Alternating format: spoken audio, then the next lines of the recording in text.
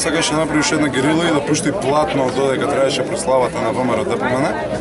Бевме спречени во таа наредба страна на униформирани полициски службеници, за жал дури и препадници на специјални полициски сили, кои што наводно не издале наредба да се оддалечиме, ние таа наредба не ја слушнавме и мене ме приведува.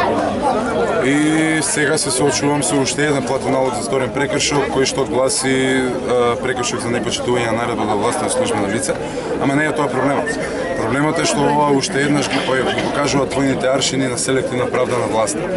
Значи имаме луѓе кои што доаѓаат со платно од 7 метри да пуштат од кеј, кои што вие ги апсите, ги врзувате, ги казнувате по наредба, а од друга страна имаме извршители на сериозни кривични дела во серија и во повторување, кои што упорно седат на слобода, кои што судовите не можат да се дрзнат да им определат мерка притвор. Тие сторители се фамилијата која што е на власт, тоа е Груевски злосторничкото здружение и од тоа нема бегање, правдата ќе мора да ги стигне. Од она што можеме да го видиме малку агресивно придвижувањето. Немам забелешка на интензитетот на приведувањето, имам забелешка на основите на приведувањето. Значи, полицајците у моментот процениле дека најдобриот метод на приведување да ме легнат на земја и да го направат тоа што го направија. Во ред, тоа се тактични околности во кои што не можам да навлезам. Проблемот ми е основаноста на приведувањето. Не може да се приведуваат луѓе во Македонија само поради тоа што сакаат да пуштат платно од кеј. Не би требало да може.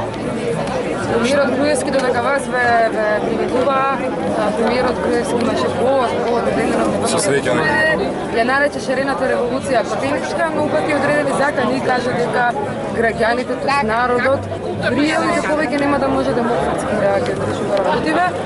Практично најави насилни методи на некој. Со среќа нека му е да го води народот што не може да трпи што врие. Ние секој ден гледаме на улица луѓе кои што не можат да трпат и кои што вријат, ама не можат него да го трпат неговите криминални методи. А што се однесува што е нарекол шарената револуција платеничка, јас се уште чекам да ме се шегувам, значи не. Не е тоа. И на крај би сакал да му порачам уште една порака на Никола Груевски, а тоа е следната. Слушај Груја сега, шутка не ти бега, како тебе